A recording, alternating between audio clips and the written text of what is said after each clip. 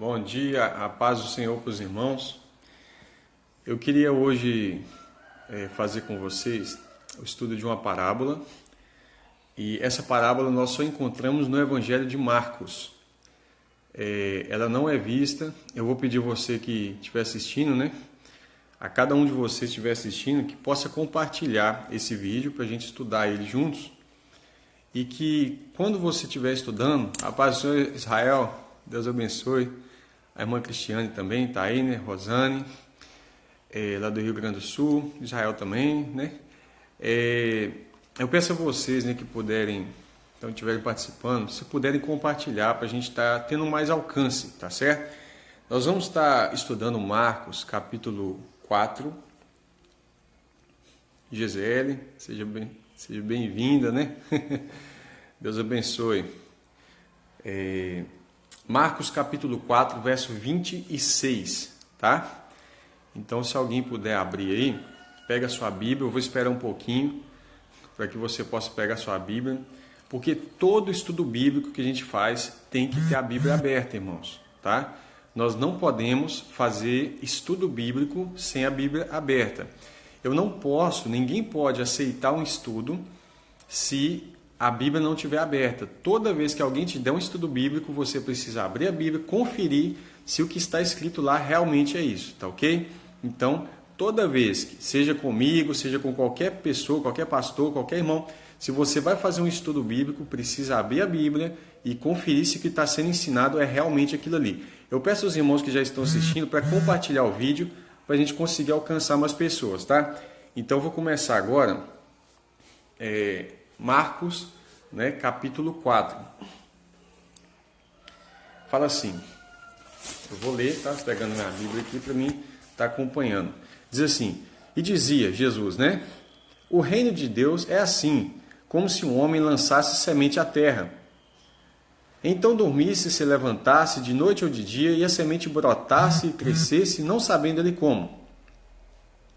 Porque o que acontece? Quando nós plantamos uma semente, a gente planta ela, mas não sabe como que ela brotou. Por mais que você possa estudar agronomia, você possa estudar a formação da semente, você não entende como que a semente ela morre e ela nasce, né? Ela morreu, mas ela brotou frutos.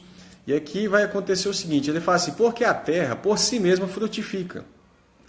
E agora tem uma sequência importante. Primeiro a erva, depois a espiga e por último o grão cheio na espiga, ou seja, primeiro uma erva, né? uma arvorezinha, depois essa arvorezinha vai dar uma espiga, né? Para quem conhece espiga de milho, quando está pequenininha, ela ainda não tem nem grãos, né? E depois o grão enche, fica cheio, a espiga fica cheia de grãos.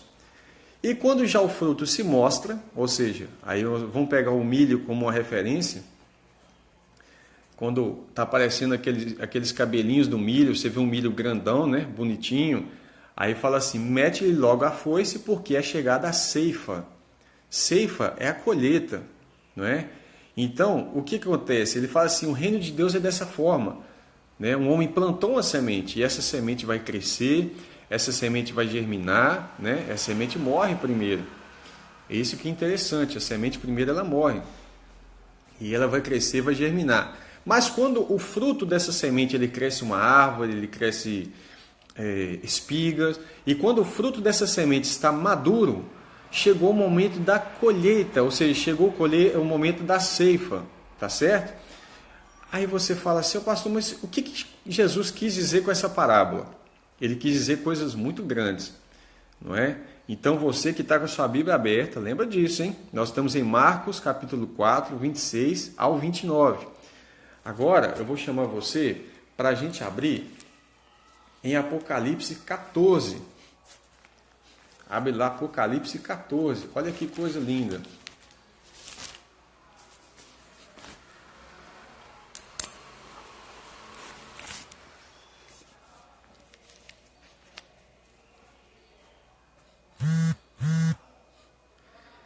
É até bom, porque eu vejo pessoas procurando o arrebatamento depois do capítulo 4 de Apocalipse, né? Você vai ver isso agora.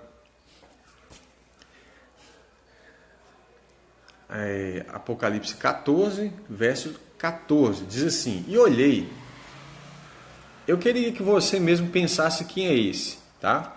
Ele fala assim: e vi uma nuvem branca, e assentado sobre a nuvem, um semelhante ao Filho do Homem. Quem seria ele? Jesus, né? Um semelhante ao Filho do Homem. Por que eu falo que é Jesus? Porque se você abrir Apocalipse capítulo 1, eu estou procurando aqui na minha Bíblia, no verso 13, fala assim: e no meio dos 7 castiçais, um semelhante ao Filho do Homem. Quem é esse? É Jesus. Então, quando fala um semelhante ao Filho do Homem, né, em Apocalipse, se no primeiro capítulo está falando de Jesus, então no capítulo 14 também está falando de Jesus. E fala assim: olhei e vi uma nuvem branca, e assentado sobre a nuvem um semelhante ao Filho do Homem, que tinha sobre a sua cabeça uma coroa de ouro. Olha, ele vem sentado na nuvem, mas ele já vem para reinar com coroa. E na sua mão uma foice aguda.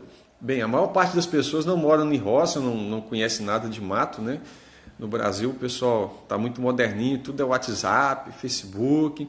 Mas uma foice é uma ferramenta para fazer colheita, né? E aí ele fala assim: e outro anjo saiu do templo, e clamando com grande voz ao que estava sentado sobre a nuvem, olha o que o anjo diz: lança a tua foice e cega, né? E colhe. A hora de cegar é vinda, porque já a seara está madura. Lembra-se da parábola de Jesus? Na parábola, o que ele diz? Ele fala assim, que o reino de Deus é semelhante a um homem que lançou a semente, e quando essa semente cresceu e o fruto estava maduro, então ele lança a foice e ele colhe. E quando é que isso ocorre? Aqui está acontecendo isso, não é? Jesus vindo sobre as nuvens, e aí acontece a hora. Por quê? Porque a seara está madura. Então ele vai fazer a colheita. Essa colheita aqui, irmãos, é o arrebatamento. Aí você fala assim: mas a igreja foi arrebatada. E o que acontece depois? Aí fala assim: saiu do templo, né? E aquele que estava sobre a nuvem meteu a sua foice à terra, e a terra foi cegada. Ou seja, o fruto bom foi colhido. E saiu do templo que está no céu outro anjo, o qual também tinha uma foice aguda. Olha aqui um problema, hein? E saiu do altar outro anjo que tinha o poder sobre o fogo, e clamou com grande voz ao que tinha a foice aguda, dizendo: lança a tua foice aguda e vindima os cachos da vinha da terra, porque já as suas uvas estão maduras. Você lembra o que significa uva? Para que serve uva? A paz do Senhor, Vandaí, Kelmara, Marlon, meu querido irmão Marlon, são vários irmãos aí, né? Deus abençoe. Miriam. E quando ele fala assim, depois eu peço que retorne ao vídeo para entender, né? Nós lemos Marcos capítulo 4, verso 26 ao 29, e agora Apocalipse 14. Nós começamos o 14 a 16. E aí ele fala assim: o que é a vinha? O que é uva? Uva é para fazer vinho. Lembra-se quando Jesus estava lá sentado com seus discípulos, ele pega um pedaço de pão e fala: tomai e comei, isso é o meu corpo, que é partido por vós. O corpo de Jesus, simbolizado num pão, para formar pão precisa de trigo. Joio não faz pão, viu? Então o joio não faz parte do corpo de Cristo. Mas aí Jesus pega o pão e fala: esse é o meu corpo que é partido por vós. Amém. Quando ele pega o vinho, ele fala: tomai e bebei, isso é o meu sangue que é derramado por vós. Fazer isso todas as vezes que comer, em memória de mim, até que ele venha. Paulo fala isso, que é para fazer isso até que ele venha, ou seja, até a vinda dele. Por quê? Porque ali tem um simbolismo muito grande. O sangue de Cristo foi derramado para salvar, mas muitas pessoas rejeitaram o sangue de Cristo. Alguns disseram assim: não, que caia sobre nós e os nossos filhos o sangue desse justo. Imagina a situação. Olha que situação. Agora, o sangue desse justo vai cair sim, né? Vai cair em forma de taças, 7 taças da ira de Deus, porque Deus enviou o seu Filho para salvar o mundo, mas alguns rejeitaram o seu Filho, rejeitaram esse sacrifício, porque o salário do pecado é a morte, e Jesus foi lá e pagou o salário de um pecado que não era dele. Ele levou sobre si os nossos pecados, né? E aí aqui está acontecendo outra coisa. Ao mesmo primeiro acontecimento, a ceifa, ou seja, os santos, o trigo, ele é colhido primeiro. Aí você fala, qual que é o propósito do arrebatamento? Agora você vai entender. A igreja foi tirada e agora, logo em seguida, o que acontece? Verso 19. E o anjo lançou sua foice à terra e vindimou as uvas da vinha da terra e atirou no lagar da ira de Deus. E o lagar foi pisado fora da cidade. E saiu sangue do lagar até os freios dos cavalos, ou seja, muito sangue. Imagina um cavalo em pé e o sangue começa a subir até aqui, ó, né? Em um vale, eles estão num vale, pelo espaço de 1.600 estádios, é uma medida muito grande. Quando você vai perceber isso aqui, o que está ocorrendo, irmãos? Está acontecendo a ira de Deus, está falando aqui da batalha do Armagedon, né? Onde vem o cavaleiro do cavalo branco, Cristo, e aí agora, né, como a igreja subiu e encontrou com ele, ela vai vir junto com ele. Agora, para a colheita, a igreja não vem com Cristo. Evidentemente que não. Porque o que acontece? Na hora de colher, Cristo vem para colher exatamente a igreja, tá? Então, eu queria que você entendesse, você falasse, pastor, por que a vindima, ou seja, a colheita da uva, ou seja, para a ira de Deus ser derramada, isso aconteceu fora da cidade? Porque lá em Hebreus 12 vai explicar algo importante. Né? Hebreus 13, aliás, no verso 12, fala assim: e por isso Jesus também, para santificar o povo pelo seu próprio sangue, sofreu fora da porta, ou seja, fora da cidade. A cidade, ele não morreu dentro da cidade de Jerusalém, mas nos arredores, né? Que foi lá no Monte Calvário. Tiago, aí lembra da parábola? Não perde a parábola de vista. A Bíblia fala que Deus só vai colher quando o fruto estiver maduro, não é isso? Marcos capítulo 4, 26. Agora vamos lá para Tiago, capítulo 5. Olha que coisa linda, tá? Tiago, capítulo 5, verso 7. Olha o que a Bíblia diz: sede, pois, irmãos, pacientes até a vinda do Senhor. Olha, sejam pacientes. A palavra paciência quer dizer perseverança, capacidade de sofrer agravos, mas permanecer firme, no mesmo estado, tá? Ou seja, a sua fé ser inabalada. Então, sede pacientes até a vinda do Senhor. Lembro que a Bíblia dá um exemplo da paciência de Jó. O que é a paciência de Jó? Ele sofreu, mas ficava firme com o Senhor. Eis que o lavrador, Deus, espera o precioso fruto da terra. Conectou com a parábola de Jesus em Marcos 4, 26 a 29? O lavrador, aquele que vai colher, né, espera o precioso fruto da terra, aguardando com paciência, até que receba a chuva temporã e serôdia. Ou seja, Deus está esperando para colher o fruto amadurecer, a igreja amadurecer. E o fruto está pleno para que ele possa colher. Né? E fala assim: sede vós também pacientes, fortalecei os vossos corações, porque já a vinda do Senhor está próxima. Irmãos, na verdade, para Deus, só passou ainda quase 2 dias. Quando fala, tem 2000 anos que Jesus morreu. Na verdade, a gente tem quase 2000 anos, né? Na verdade, tem quase 2 dias. A Bíblia diz que 1000 anos para o Senhor é como um dia, e um dia é como 1000 anos. Então, para Deus, 2 dias ainda não passaram. Já pensou? Né? Mas, de fato, nós vemos que os sinais da vinda do Senhor são evidentes. Tá? Eu queria ainda aproveitar que tem alguns irmãos aí ao vivo participando com a gente. A Dorinha, eu estou vendo aqui, o Edmar, né? Já falei de alguns outros irmãos, o Imaculado, Reginaldo, a Kelly, né? Daiane, são vários irmãos, a irmã Lúcia, né? O Reuel Madai, Gisele, o Ícaro, a Daniela, né? Rosane, Israel, Cristiane, e tem outros irmãos aí também, o Vandaí e Kelmara, Marlon. Deus abençoe a todos vocês, tá? O Flávio e a Cíntia. Então vamos lá. Eu vou fazer um estudo com vocês agora sobre a parábola do trigo e do joio, tá? Essa parábola, ela é a mais mal entendida que eu já vi, porque as pessoas pegam essa parábola e explicam ela de uma maneira completamente errada, porque o texto não está falando isso, tá? A parábola do trigo e do joio está em Mateus. Irmão Inério, Deus abençoe. Mateus 13, verso 24. Então nós vamos abrir lá em Mateus 13, 24, para a gente estudar isso aí, tá ok? Então abra sua Bíblia, vamos acompanhar para a gente ver que Jesus dá a parábola e ele explica, mas ela é riquíssima, né? Ó, Mateus 13, 24. Abrir aí? Agora eu que tenho que achar aqui, né? Achei. Vamos lá. Fala assim, ó. Propôs-lhes outra parábola, dizendo: o reino dos céus é semelhante. Um detalhe que você precisa entender: quase todas as parábolas de Jesus é para explicar o reino. Jesus sempre, ele é um rei. Um rei não tem outra coisa para falar no seu reino. O tempo todo o rei quer falar do reino, não é assim? Então ele vai falar do reino dele. Então ele fala: propôs-lhes outra parábola, dizendo: o reino dos céus é semelhante ao homem que semeia boa semente no campo, no seu campo. Você já sabe que o campo é o mundo.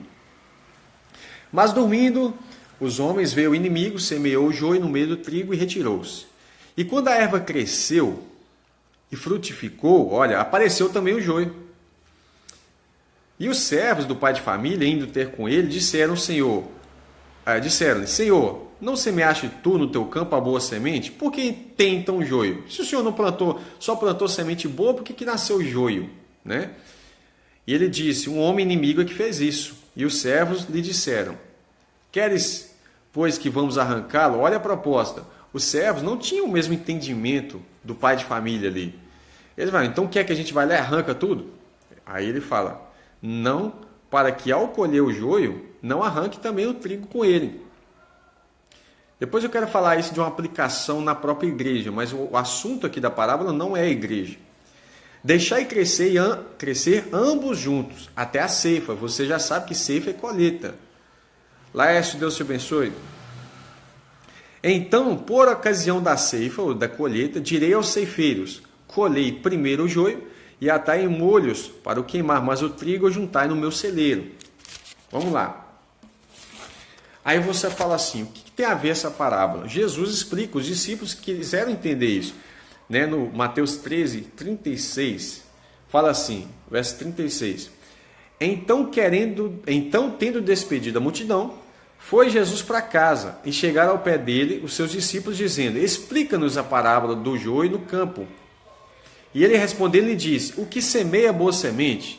Sérgio, Deus abençoe. Jesus respondendo: o que semeia a boa semente é o Filho do Homem. Quem é esse? Jesus. Ele é o que semeia a boa semente. O campo é o mundo, tá vendo? O campo não é a igreja, porque as pessoas falam que aqui está falando que a igreja tem o joio e o trigo. Não é isso que está falando. O campo é o mundo. E a boa semente são os filhos do reino. Somos eu, você que crê em Jesus, são filhos do reino. O joio são os filhos do maligno. Meu Deus, não é todo mundo filho de Deus? Não, a Bíblia não fala que todo mundo é filho de Deus. Irmão Márcio, Deus te abençoe. Se você quiser conferir, é só abrir Romanos 8. A Bíblia fala que os filhos de Deus são aqueles que são guiados pelo Espírito de Deus, que não andam segundo a carne, mas andam segundo o Espírito. E fala assim: esses são os filhos de Deus. Né? Então vamos lá. A boa semente são os filhos do reino, mas o joio são os filhos do maligno. A Bíblia até fala sobre os filhos do diabo, são os que praticam iniquidade. Né? O inimigo que semeou é o diabo. A ceifa é o fim do mundo. E os ceifeiros, os colhedores, são os anjos. Ó, os anjos que vão fazer a colheita, tanto do trigo quanto do joio. São eles que vão trabalhar no dia da vinda do Senhor Jesus para separar uns dos outros, tá? Mandará o Filho do Homem os seus anjos, e eles colherão do seu reino tudo o que causa escândalo e os que cometem iniquidade. E o que vai fazer com eles? E lançá-los-ão na fornalha de fogo, e ali haverá pranto e ranger de dentes. Eu me lembrei de uma pessoa que falou que então os banguelos não vão para lá, né? Porque não vai poder ranger os dentes. Mas ele fala assim: então justos resplandecerão como o sol. Isso está em Daniel, né? Priscila, Deus abençoe. A paz, querido irmão Márcio. Os justos resplandecerão como o sol no reino do seu Pai. Quem tem ouvidos para ouvir, ouça. Olha que coisa linda. Irmão Henrique, Deus abençoe. Olha que coisa linda. Né? Porque na prática, Tiago, Thales, Deus abençoe. Agora, eu queria mostrar para vocês uma questão aqui. Porque a parábola do trigo e do joio está falando o seguinte: quem semeia a boa semente é o Filho do Homem, é Cristo. Ele é o semeador. Mas a semente aqui não é o evangelho em si, né? A semente aqui somos nós, pessoas. Então Jesus pegou o mundo, que é o campo, semeou a gente, espalhou a gente no mundo. Como ele fala, portanto, ide por todo mundo, anunciar o evangelho, né? E aí ele fala assim, o campo é o mundo, a boa semente são os filhos do reino. Nós somos filhos do reino de Deus. O joio são os filhos do maligno. O inimigo que semeou o joio no mundo é o diabo. E aí eu vou precisar dar uma pausa nesse vídeo daqui a pouco para fazer um outro vídeo explicando como que essas coisas foram acontecendo desde o princípio. Esse outro vídeo ele vai ser muito... ele vai desconectar um pouco do assunto, por isso que eu vou ter que interromper esse e fazer o outro depois, tá? A ceifa é o fim do mundo, né? É o dia da colheita. E os colhedores, os ceifeiros, são os anjos. Irmãos, aí você fala assim, peraí, mas como assim? Os anjos vão vir com Jesus para o arrebatamento? Claro, não é? O que acontece? Eu queria explicar a vocês quem são aqueles santos que vêm com Cristo. Porque muitas vezes você depara com pessoas falando assim, no dia do arrebatamento, né, os santos vão vir com o Senhor Jesus, que esses santos são a igreja. A Bíblia não fala que é a igreja, pelo contrário, vamos ver. Quem são os santos que vêm com Cristo, tá? Marcos 8, verso 38. Olha o que fala lá. Porquanto, abre sua Bíblia, hein? Marcos 8, 38. Porquanto, qualquer que entre essa geração adúltera e pecadora se envergonhar de mim, Jesus falando, essas palavras pegam muito para nós hoje no contexto do Brasil, né? Uma geração adúltera, pecadora, e às vezes que se fala servo de Deus, filhos do reino, né? Filho de Deus é aquele que não anda segundo a carne, Romanos 8:1, mas anda segundo o Espírito. Pastor, como é que eu sei se eu sou filho de Deus ou não? Ora, lá em Gálatas, Paulo fala das obras da carne e do fruto do Espírito. Não é? É só observar como é que anda a nossa vida, nós vamos conseguir fazer uma autoanálise, julgar a nós mesmos. A Bíblia fala que se nós julgássemos a nós mesmos, não seríamos condenados com o mundo, né? Paulo fala isso quando está ministrando a ceia.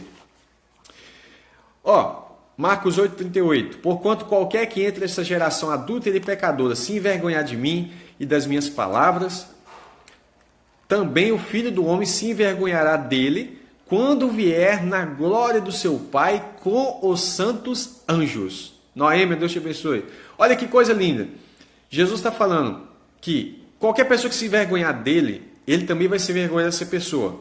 Quando ele vier na glória do seu Pai com os santos anjos. Com quem que Jesus vem? Com os santos anjos. Marcos 8, 38. Lúcia voltou. Observe o detalhe.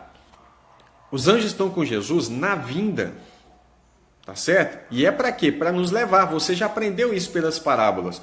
As parábolas, irmãos, são coisas riquíssimas. Elas estão recheadas de detalhes sobre o reino, sobre o milênio, detalhes sobre a vinda de Cristo. E aqui Jesus está falando, por exemplo, sobre a colheita, né? E para quem procura, fica falando assim, mas aonde está na Bíblia, falando em Apocalipse do arrebatamento, depois de Apocalipse 4? Apocalipse 14, está falando lá da colheita, tá? Mateus 13, 49 ao 51. Assim será na consumação dos séculos, no fim dos tempos. Virão os anjos e separarão os maus entre os justos e lançá-los-ão na fornalha de fogo, ali haverá pranto e ranger de dentes. E disse Jesus, entendestes essas coisas? E os discípulos disseram, sim, Senhor. Amém, que bom que eles entenderam. Só que a igreja precisa entender essas coisas hoje. Os discípulos já tinham entendido, amém. Mas a igreja hoje parece não entender que na colheita vai vir os anjos, não é a igreja que vem com Cristo, mas os anjos vão vir para fazer separação entre os santos e os injustos. A irmã Gisele está falando ali, agora que eu vi onde compartilhar, né? Se puder compartilhar, eu tinha pedido aos irmãos para compartilharem. Mateus 24, verso 31.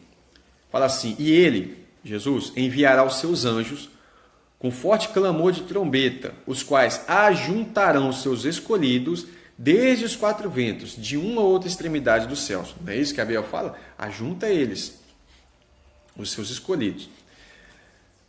Então vai haver uma separação entre os salvos e os não salvos. 2 Tessalonicenses, capítulo 1, verso 7. Abre aí, vamos ser rapidinhos.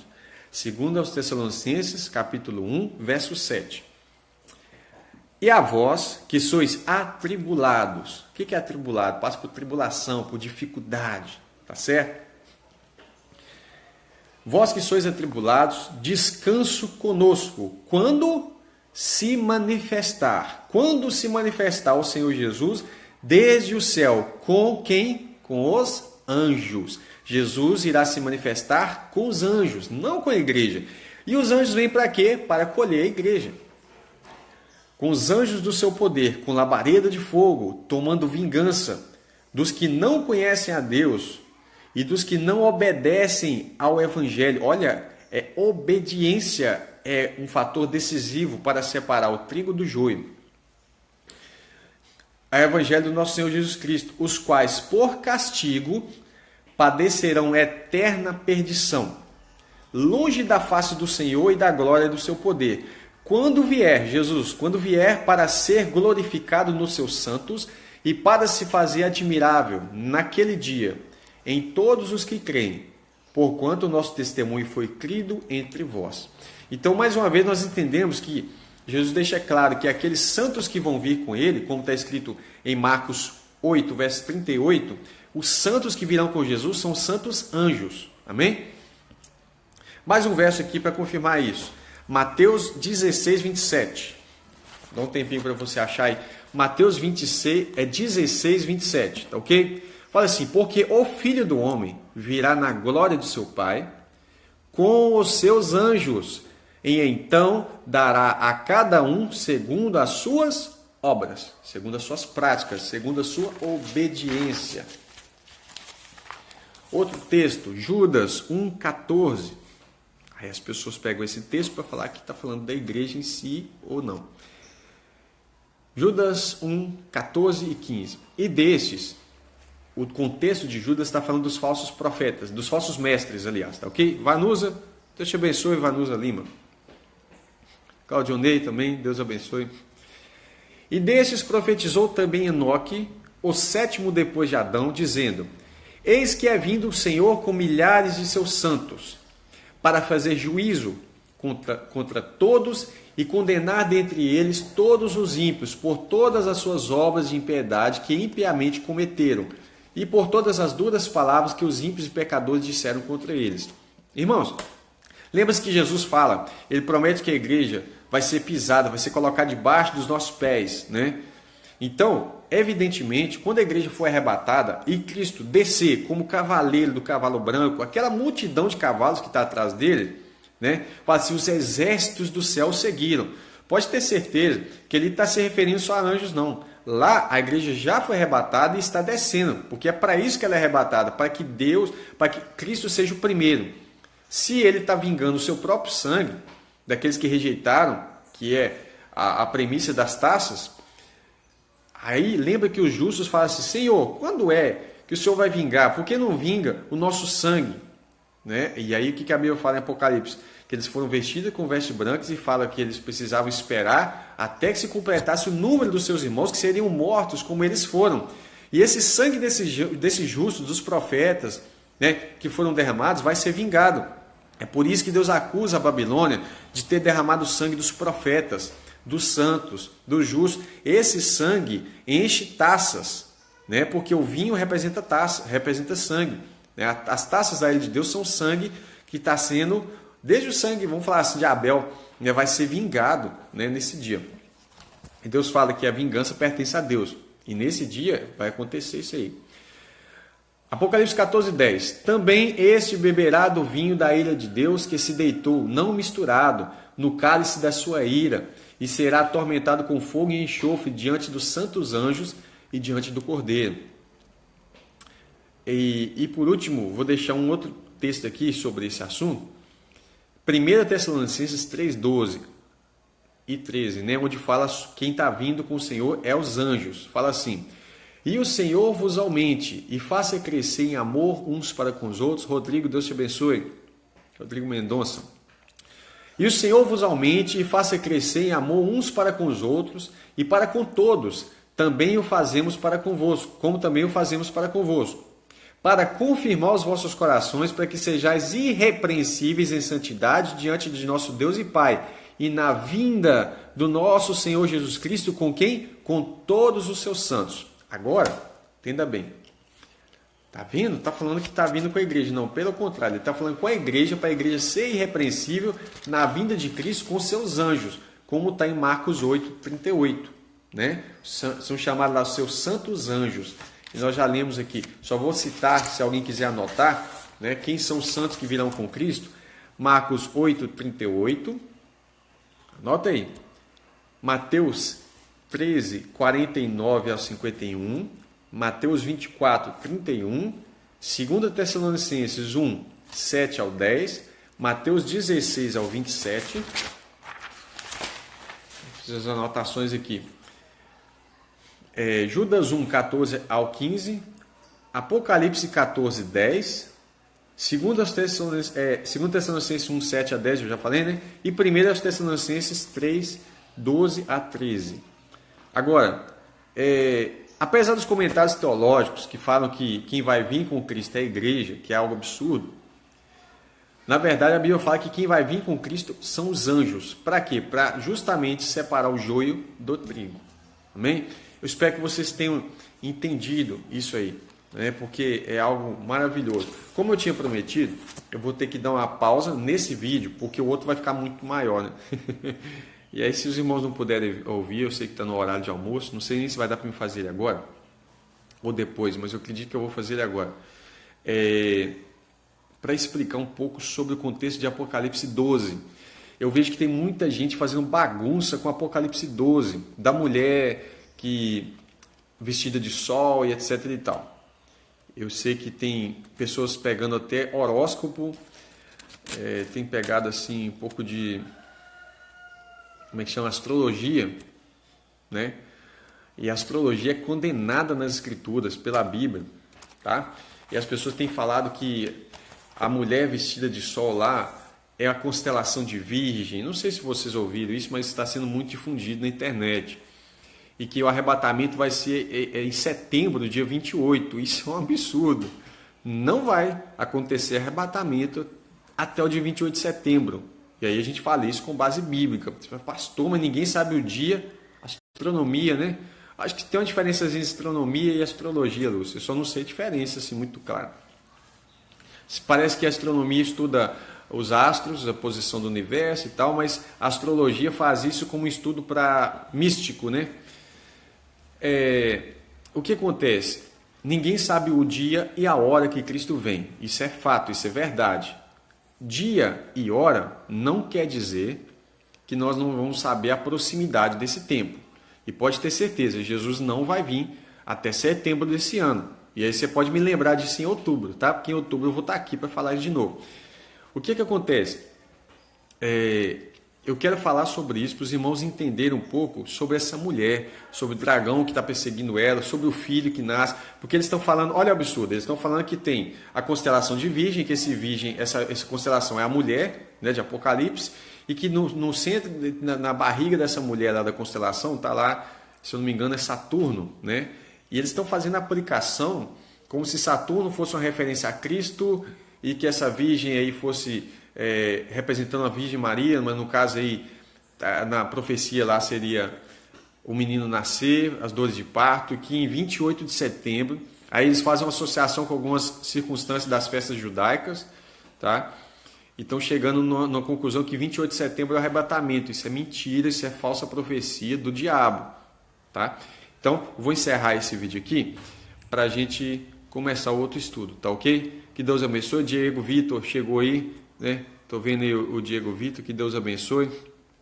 Cada um dos irmãos que participaram, o Ícaro, o Calmon também, né? E se alguém puder, eu vou encerrar ele, mas aí se alguém puder voltar o vídeo e ver do início, nós falamos aqui, falamos bastante coisa, né? Sobre a parábola da semente, sobre a ceifa e a vindima, a colheita, o arrebatamento e a separação que os anjos vão fazer. Falamos também sobre a parábola do trigo e do joio, que não está falando da igreja em si, que tem pessoas que falam, na igreja tem trigo e tem joio, etc e tal. Não é isso, né? Que Deus abençoe cada um de vocês aí. Tenha um almoço abençoado. Eu vou ver, eu não sei nem que hora que é essa, né?